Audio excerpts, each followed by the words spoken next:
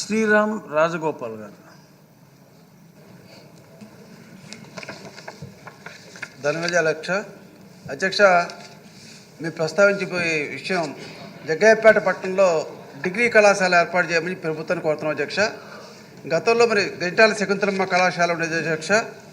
దాతల యొక్క సహకారంతో ఏర్పడిన కాలేజీ 50 సంవత్సరాలు నడిచిన తర్వాత గత ప్రభుత్వ నిర్ణయం వలన ఎయిడెడ్ కళాశాల ప్రైవేట్ కళాశాలగా మారింది. పేదవాళ్ళు డిగ్రీ చదువుకోవాలని చాలా కష్టంగా ఉంది అధ్యక్ష.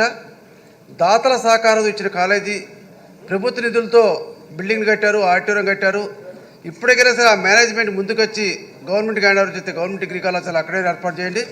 లేని పక్షంలో జగ్గయ్యపేట పట్టణంలో ప్రభుత్వ భూమి అందుబాటులో ఉంది కాబట్టి ప్రభుత్వ భూమిలో డిగ్రీ కళాశాల ఏర్పాటు చేసి పేద విద్యార్థులు చదువుకోవడానికి అవకాశం ఉండే విధంగా ప్రభుత్వ డిగ్రీ కళాశాల ఏర్పాటు చేయమని చెప్పి మీ ద్వారా ప్రభుత్వాన్ని కోరుతున్నాం అధ్యక్ష.